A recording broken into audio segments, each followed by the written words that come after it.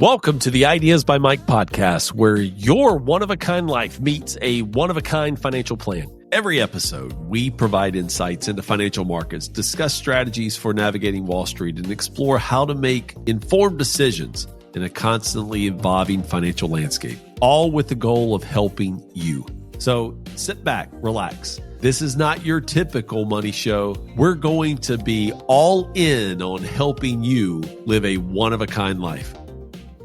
Welcome back to the Ideas by Mike podcast with your host, Mike Milligan.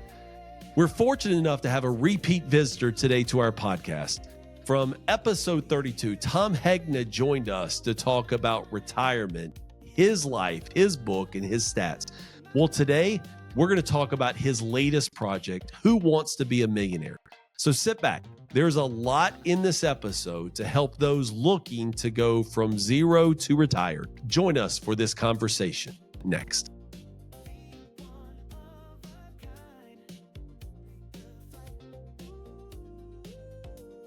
Hey guys, welcome back to the Ideas by Mike podcast. We are fortunate enough to have Tom Hegna back for kind of a round two. If you have not listened to episode 32 yet of our podcast, he went very much in detail about what you can do as a retiree to safeguard your retirement, to live happier and live healthier through that time. And now we want to talk about his newest project, Who Wants to Be a Millionaire?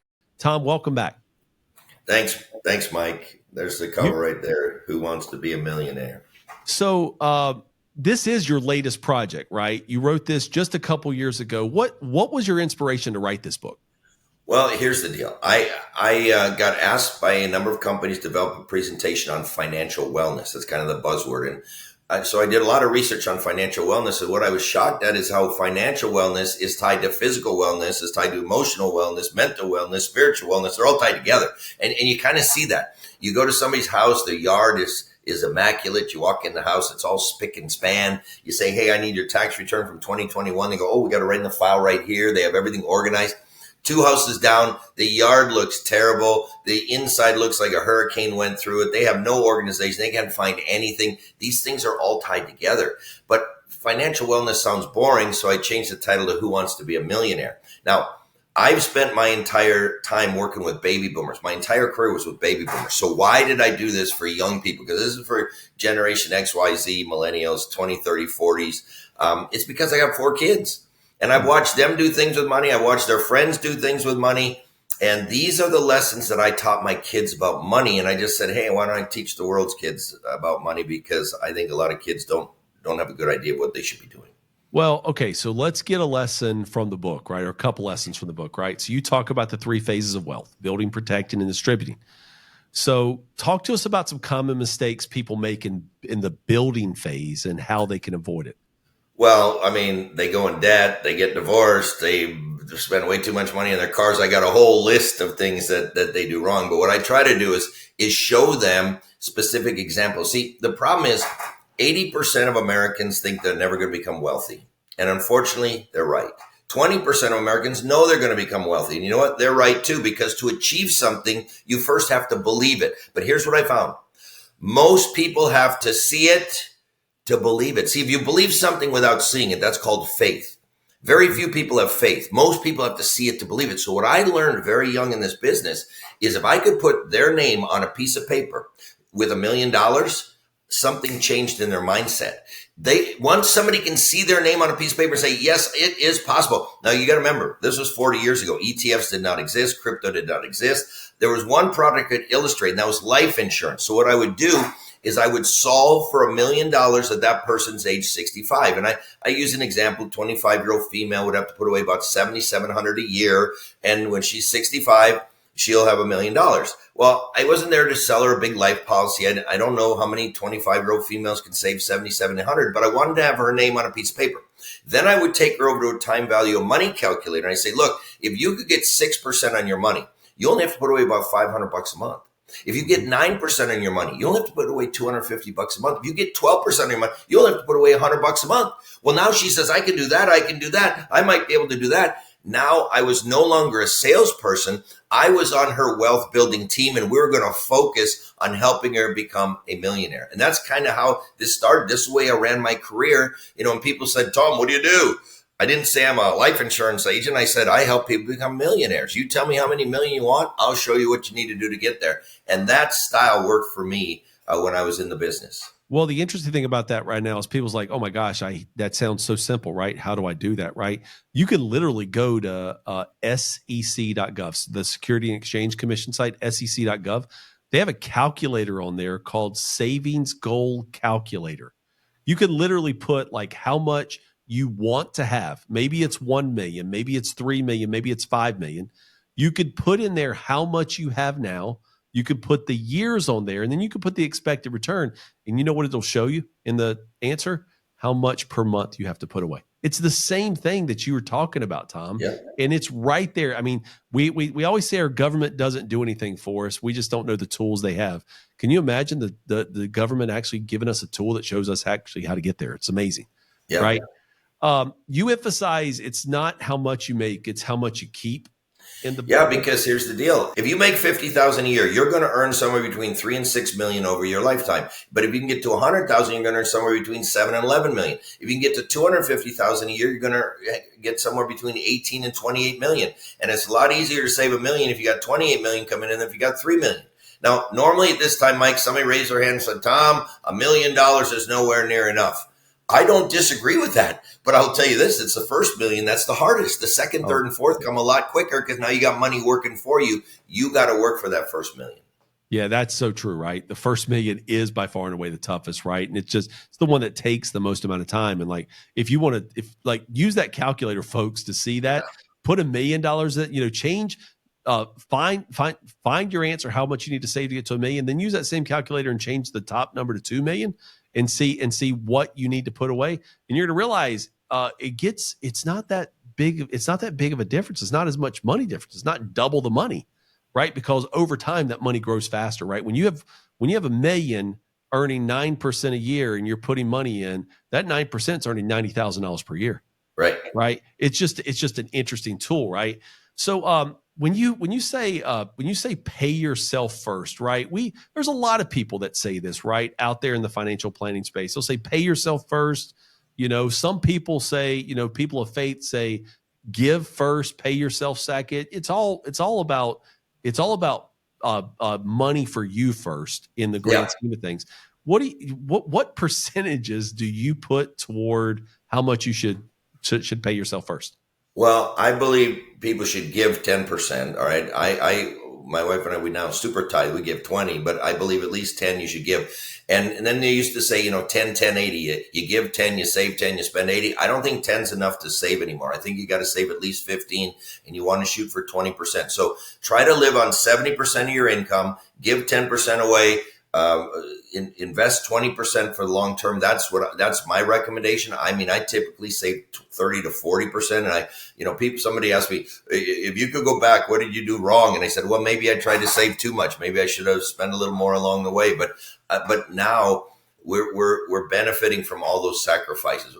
We are having the time of our lives right now. And so, I wouldn't go back and change anything, but that's kind of my philosophy on that. One of the interesting things about maybe the 10-10-80 rule is so many people today have 401ks where the company will actually match, right? So if you save of your dollar, right? If you put 10 cents of your dollar in there, maybe they're adding 5 cents to it, right? 4 or 5 probably, yeah. Yeah, 4 or 5. And that's where a lot of people, there's a lot of, Tom, I know you're not talking to people every day that are still working, but there's a lot of people wasting money because they're missing the match and they just don't see it. It just because, maybe the rule's 10-10-80 or 10-15-75.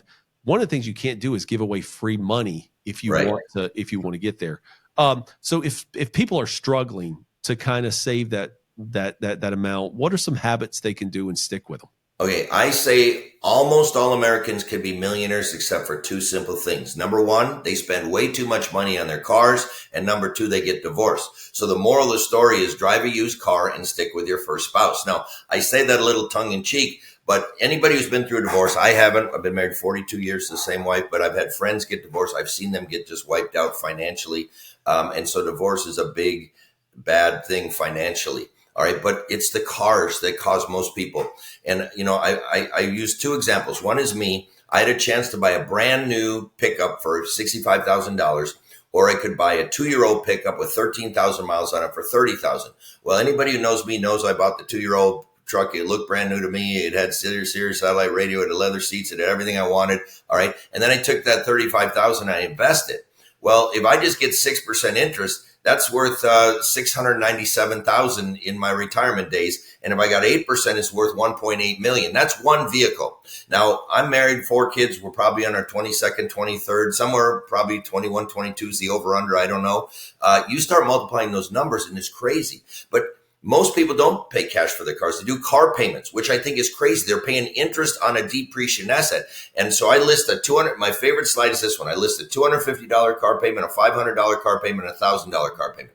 That $250 car payment is going to be worth if it was invested at 7% instead of sent to the car company, it'd be $1.36 million. The $500 a month car payment would be $2.7 million, and the $1,000 a month car payment would be $5.4 million. And I know couples where both the husband and the wife have $1,000 a month car payments. Do you honestly think they know they're driving their $10.8 million retirement down the road? It is crazy. Stop spending that kind of craziness on cars. And just a good rule of thumb, never pay interest on a depreciating asset.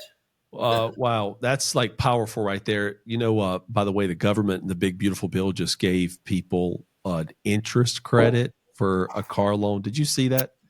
I saw that. I mean, good gracious. I mean, like our government, when they give you an incentive to do something, it doesn't mean you should take advantage of it. Yeah. So don't do that. I mean, there's a lot of people that are 65, 70 years old right now that wish they wouldn't have used the pre-tax option on their 401k.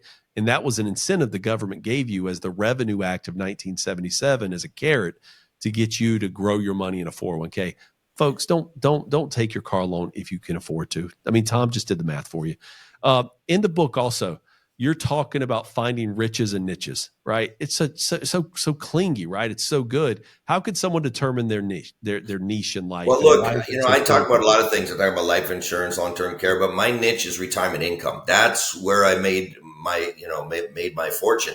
But what's interesting is I'm a member now of 2 country clubs. So we talk to people. How did you do it? What do you do? We got a guy who made it selling shower doors. He sold shower doors. He sold millions and millions of dollars of shower doors. Another guy did it with siding. Another guy did it roofing. We got multiple doctors. I mean, there's so many ways. What you want to do is you don't have to be everything to everybody, but you want to be the best at something where people come to you. And that's, if you're a UPS driver, have the best on-time accident-free record. If you're a plumber, be the best plumber in the county. I mean, even Abraham Lincoln said, whatever you are, be a good one.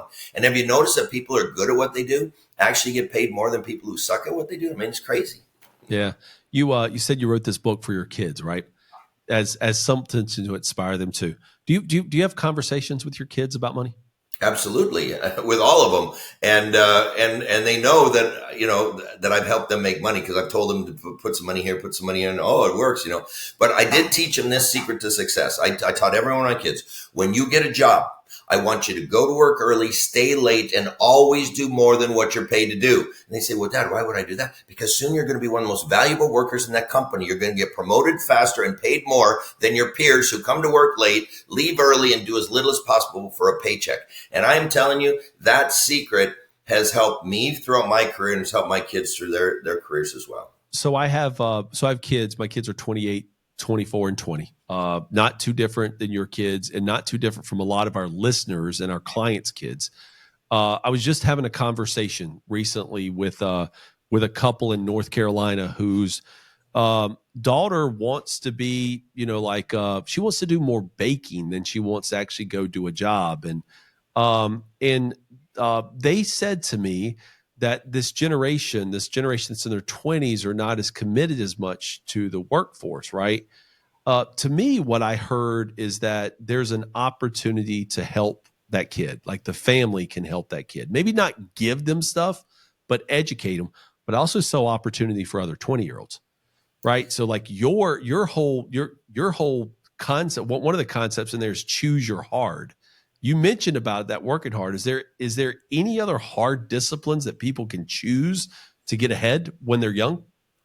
Yeah, I mean, one of them is patience, believe it or not. I've seen a lot of 30 and 40-year-olds that get frustrated because they're not rich. They don't think they're doing it. Oh, screw it, I'm going to buy the boat. Oh, screw it, I'm going to buy the RV. And what I would do is I'd show them, you know, the rule of 72, it measures how fast money doubles. Well, I would use it this way. So all you do is you take whatever your rate of return is, divide it into 72. It tells you how many years your money takes to double. So if you're getting 12% on your money doubles every 6 years. If you're only getting 1% on your money, it takes 72 years to double your money. I would use 7.2%. Why? Because it divides easily into 72 as 10 years. It's a reasonable rate of return. So here's what I would say to that 30-year-old couple. They're frustrated. Between the two of them, they saved $150,000 in their 401ks and their Schwab account or whatever else. They got $150, but they don't feel rich at all. Their friends are going places.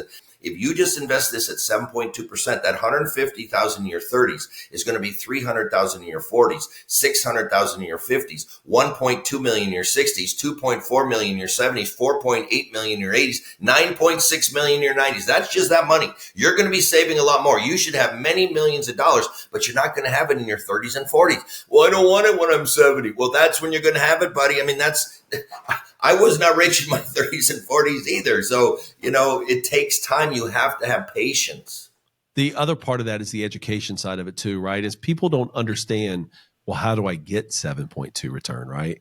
Because they have bad experience with financial advisors, right? And, you know, somebody tries to, not to throw products out there, but like the hottest thing on TikTok and all that is tax-free retirement accounts, which are just IULs, Index Universal Life Policies, right?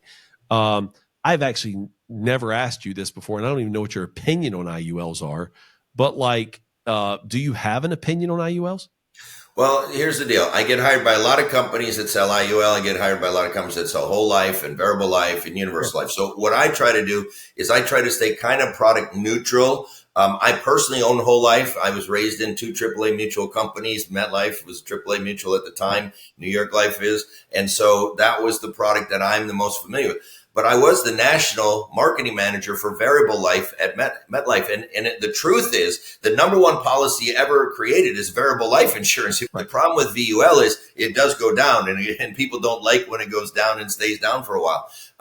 As far as IUL and universal life, any universal life policy must be overfunded. You need to put lots of money in there. The problem is when they run these tight little illustrations and they show that they're going to come back with millions, most of those illustrations are hogwash. Not a single illustration is ever true anyway in any life insurance product. They're just an illustration. Not one of them has performed exactly as the illustration. Not one, because dividends change, interest rates change, all that other stuff. But so, you know, just be careful of people who just push only IUL. Like for some people, that is a great product, but you got to overfund it. That is the key thing with any universal life policy. You got to put lots of money in there. And then the other thing people do is they also leave money in high yield, too much money in high yield savings accounts too early, right? So, you know, we run across people in their 20s and 30s that have hundreds of thousands of dollars when if they're the best high yield saver in the country, like the best, they're earning 4.1%. Yeah. Right. And so like, talk about like, what risk means to when you have a long runway before you need the money. Well, I mean, when you're young, you should be more diversified. You should not have all your money in a low risk account. And I'm not saying go out and lose your money. I'm saying diversify it. And if you're in a well diversified investment, like the S&P 500 is not going to zero. Okay. And if it does go to zero, guess what? That's the last thing you're going to worry about. You're going to want guns and bullets and ammo and water and toothpaste and toilet paper. That's going to be what's valuable. Then your stock will be worth nothing.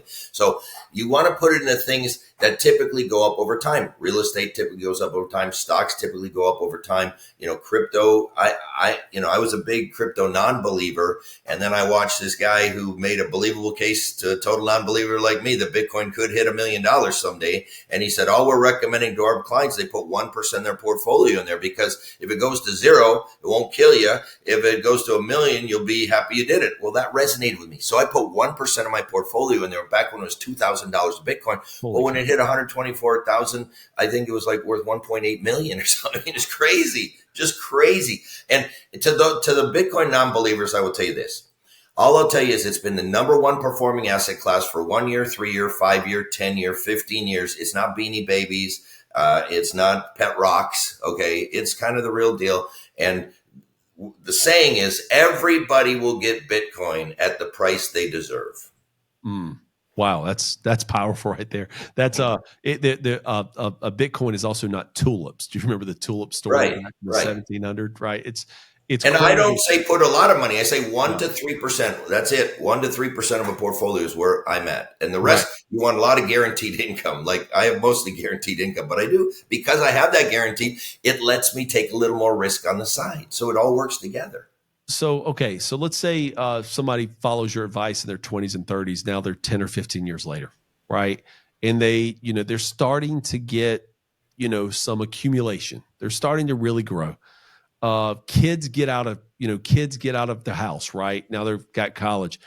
What are things they can do to amplify it, to go beyond $1 million once they get into their 40s, 50s, and 60s? You need to lock in some life insurance while you're still healthy. You need to solve that long-term care problem while you're still healthy. It's very inexpensive if you do it when you're young and you're healthier, so it goes right through. So you've got to start thinking about retirement. And retirement is not about $1 million, $2 million, $10 million. Retirement's all about having increasing income for the rest of your life and managing risks. What happens if the market crashes? What happens if they raise your taxes, double your taxes? What happens if inflation goes to 10%? What happens if you need long-term care? What happens to your family if you die? You got to look at all those risks. So it's having increasing income in retirement and managing risk. And you can start doing that in your 40s and 50s. Start lining up some guaranteed income when you turn 60 or 65, whatever age you want to retire.